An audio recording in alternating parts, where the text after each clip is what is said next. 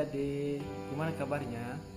Pada kesempatan ini kakak akan bercerita tentang sesuatu loh kepada adik-adik. Pasti penasaran kan apa ceritanya?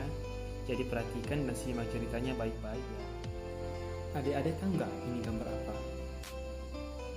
Ini adalah gambar Nabi Musa adik-adik. Jadi ada yang tahu nggak? Kakak mau cerita apa? Ayo siapa yang tahu? Nah, ini dia 10 tulah di Mesir. Ada ini terambil dari Keluaran pasal 7 sampai 13 ya. Nah, pada mulanya ada seorang raja yang sangat angkuh. Raja itu egois, tinggi hati, keras kepala, dan kejam loh. Dia menahan bangsa Israel dan menyiksa bangsa Israel di tanah Mesir. Dia adalah Raja Firaun.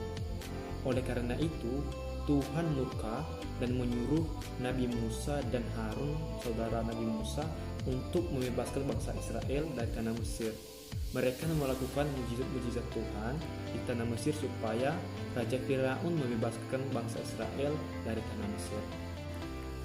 Nah, pada pagi hari ketika Raja Firaun pergi ke sungai, Nabi Musa dan Harun mendatangi Raja Firaun dan meminta supaya bangsa Israel dibebaskan. Tetapi Raja Firaun berkeras hati dan tidak mau membebaskan bangsa Israel. Nah, oleh karena itu, atas perintah Tuhan, Harun mengulurkan tongkatnya di air dan terjadilah tulah pertama, air menjadi darah. Nah, adik-adik tahu nggak? Pada saat itu, semua air di tanah Mesir menjadi darah loh. Baik itu di sungai, air di selokan, bahkan air di istana Raja Firaun, dan juga di rumah-rumah orang Mesir, itu semua menjadi darah loh. Tetapi Raja Firaun tetap berkeras hati dan tidak mau membebaskan bangsa Israel. Oleh karena itu, beberapa hari kemudian, Nabi Musa dan Harun datang kepada Raja Firaun dan meminta supaya bangsa Israel dibebaskan. Tetapi Raja Firaun tetap berkeras hati. Oleh karena itu, atas perintah Tuhan, Harun mengulurkan tangannya ke sungai Nil dan terjadilah tulah kedua, yaitu katak. Nah, katak pada saat itu mengerit kemana-mana. Bahkan di tempat tidur dan singgasana Raja Firaun, semuanya dipenuhi katak. Dan pada hari esoknya, Raja Firaun meminta kepada Nabi Musa dan Harun supaya semua kata-kata itu dilenyapkan dengan janji Raja Firaun akan membebaskan bangsa Israel. Namun setelah Nabi Musa dan Harun melenyapkan kata itu, Raja Firaun curang tidak mau membebaskan bangsa Israel. Oleh karena itu, atas perintah Tuhan, Harun memukul debu di tanah dan terjadilah tulah ketiga, itu nyamuk.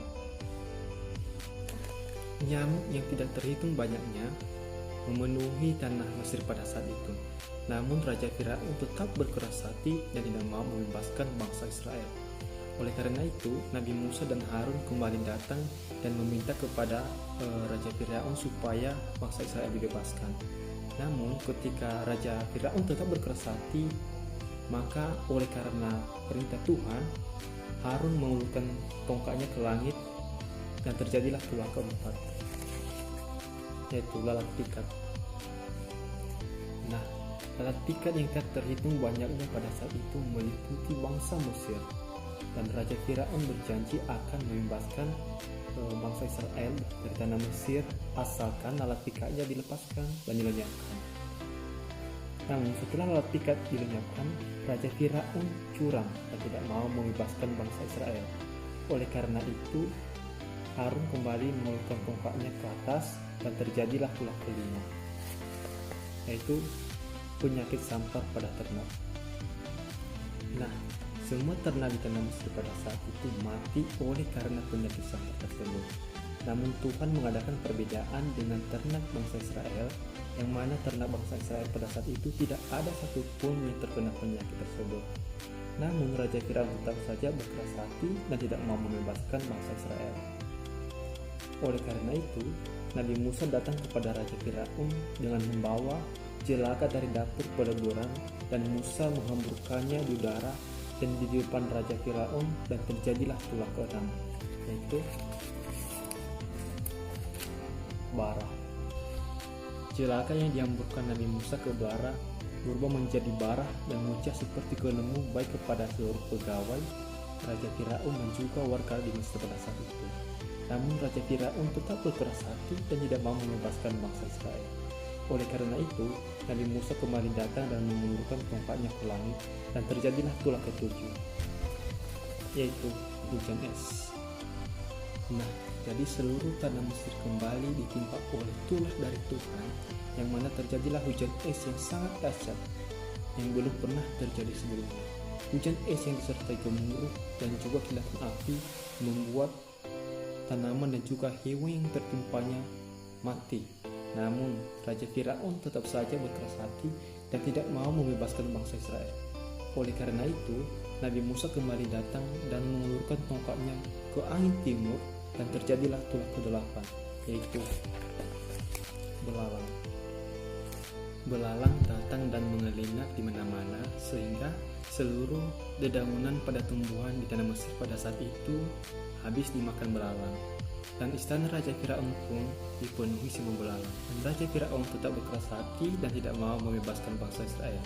Oleh karena itu, Nabi Musa kembali datang dan mengulurkan tongkatnya ke langit, dan terjadilah tulah ke-9, gelap gulita.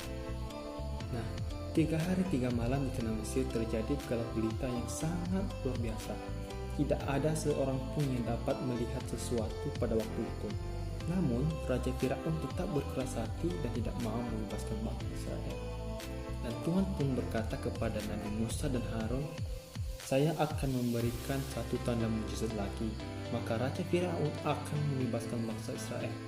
Dan Tuhan berfirman kepada Musa, "Datanglah ke tanah Mesir dan berjalanlah di tengah-tengah bangsa Mesir di tengah malam, maka seluruh anak sulung baik manusia maupun hewan akan mati, dan termasuk juga anak sulung dari Raja Firaun." Dan Musa pun melakukan hal demikian, maka terjadilah tulah ke-10, yaitu kematian anak sulung. Nah, setelah itu terjadi, maka terjadilah seruan yang hebat dan tangisan di mana-mana di bangsa Mesir pada saat itu.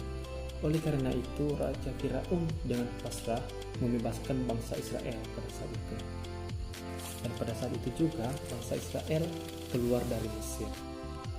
Nah, begitulah ceritanya adik-adik ke-10 tulah di Mesir.